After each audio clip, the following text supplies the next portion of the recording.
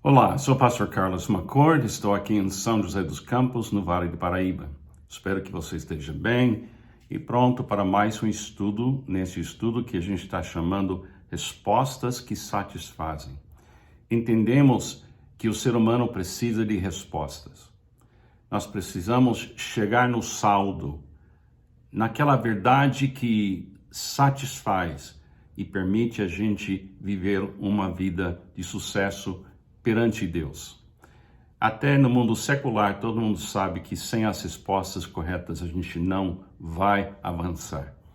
Respostas que satisfazem. Estamos falando sobre discipulado e temos já respondido algumas perguntas, mas a pergunta de hoje sobre o discipulado é: quais são os recursos que fazem o discipulado possível? Quais são os recursos que a gente tem que acumular, tem que ter para o discipulado ter sucesso ou ser possível? Eu me lembro quando eu comecei a minha preparação teológica para ser pastor, em 1969, muitos anos atrás, quando eu cheguei na faculdade bíblica, naquela época eu trouxe comigo caneta e papel em branco. Porque toda informação e todo recurso de uma instrução sobre teologia estava na biblioteca do seminário e na mente e no coração dos professores. E naquela época, se você quisesse ter conhecimento, você tinha que ir para um lugar e preparar-se para ouvir e pensar, e ouvir e pensar, e aí você foi acumulando informações e respostas. Agora, volta na sua memória para o dia de Pentecostes. Você sabe aquele dia após a ressurreição de Cristo, que ele enviou esse grupo de discípulos, talvez não me lembro se é 120, 150 pessoas, se reuniram num lugar aguardando Jesus agir na igreja, realmente iniciar essa expansão do cristianismo pelo discipulado, pelo testemunhar, pela pregação. Agora pense nesse grupo. Eles estavam iniciando, de uma certa forma, o cristianismo institucional, ou cristianismo visível e acessível, mas não tinha uma pessoa jurídica, não tinha nenhum prédio, não tinha nenhum seminário. Eles estavam sem livros sobre o cristianismo, mas eles estavam usando que recurso? Ou quais recursos naquele momento, num dia de Pentecostes? Pense nesse grupo. Jesus desafiando esse grupo a ir para o mundo inteiro e fazer discípulos. Ele não fala de recursos desligado dele.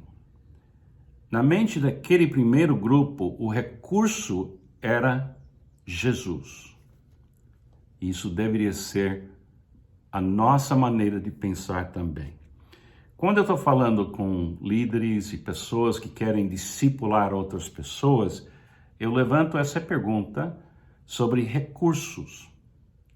E eu desafio o grupo ou as pessoas a pensar nos recursos essenciais para iniciar um processo de discipulado, ou se tornar um missionário ou evangelista, ou simplesmente recursos para discipular na escola onde você é professor ou professora.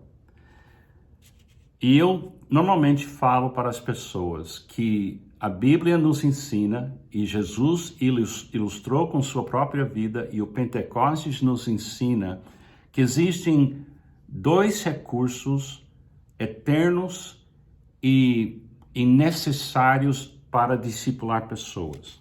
Eu chamo isso as duas perfeições. a perfeição de Cristo por nós no Calvário e a perfeição de Cristo em nós, porque agora a Bíblia fala que Cristo em nós é a esperança da glória. E o discipulado busca a glória de Deus crescendo neste mundo através de novos convertidos e novos discípulos.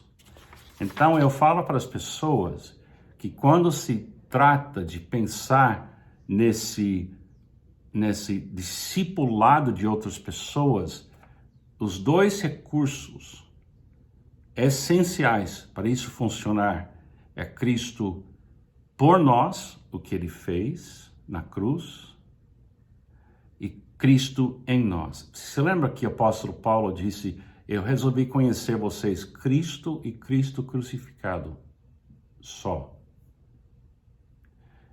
Quando eu faço discipulado, eu não penso no número dos livros que eu tenho na minha biblioteca. Eu não penso nos livros teológicos que eu tenho no meu iPad. Eu não penso assim. Eu entendo que o que eu preciso para discipular é aquele Jesus por nós e Jesus em nós. Jesus por você e Jesus em você.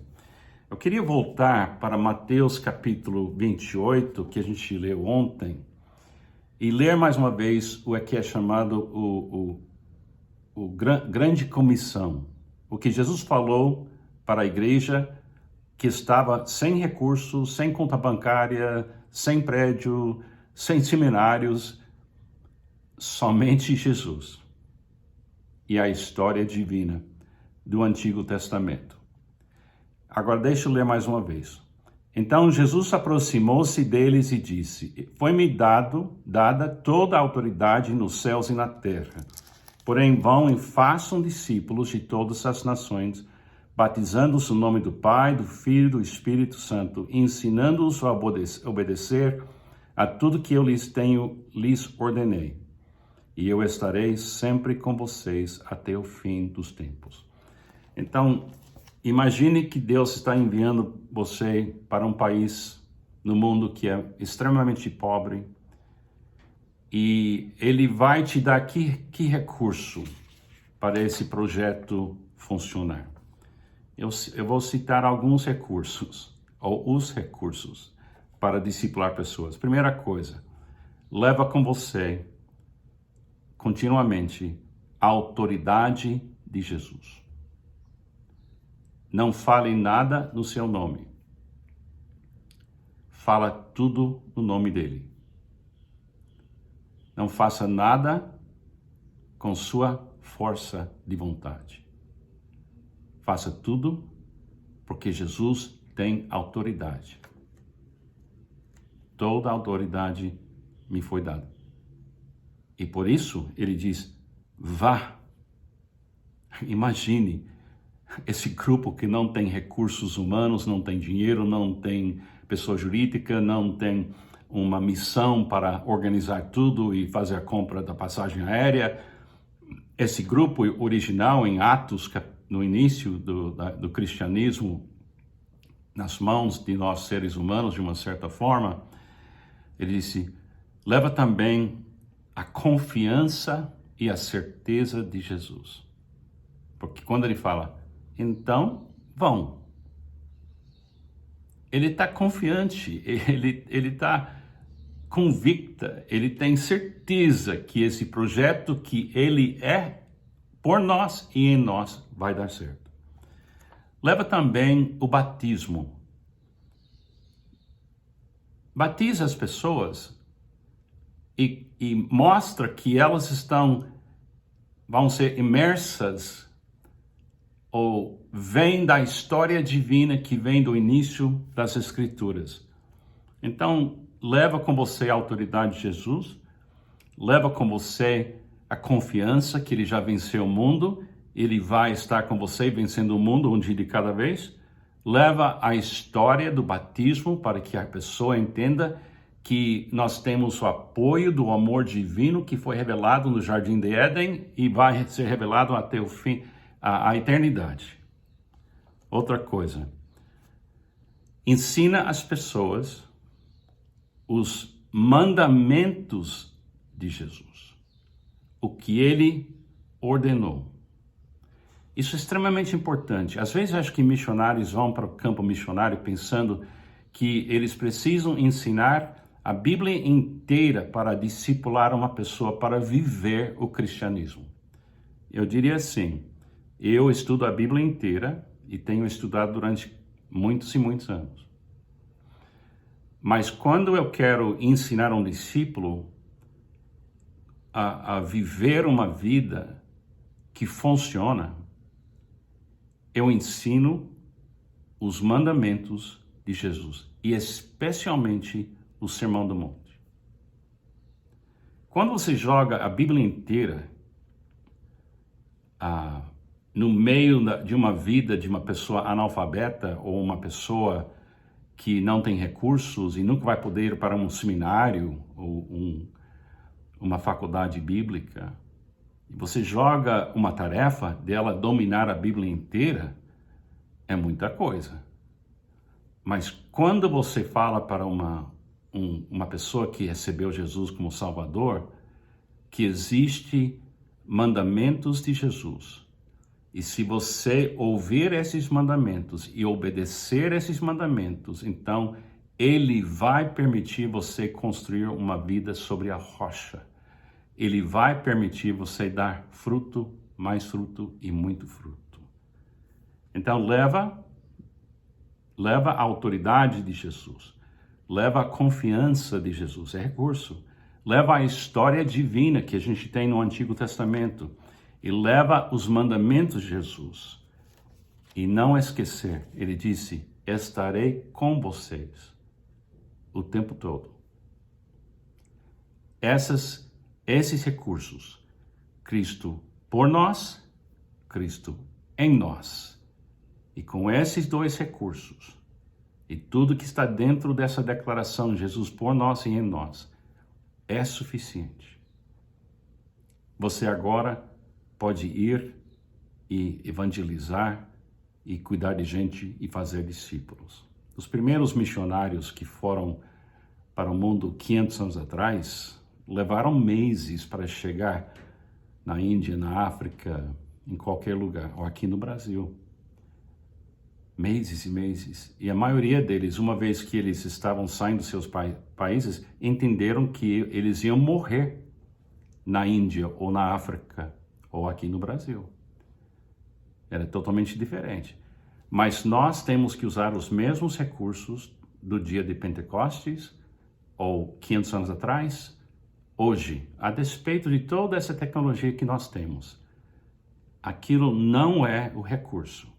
O recurso é Cristo por nós e Cristo em nós. E levar uma pessoa a viver Cristo por ela e Cristo dentro dela também, o discipulado. Pense nessas coisas. É uma coisa profunda, é uma coisa que anima, é uma coisa que me tirou do meu país para estar onde eu estou, com esses recursos essenciais. Cristo por mim, Cristo em mim, Cristo em você, Cristo por você. Temos recursos para discipular, sim. Que Deus te abençoe.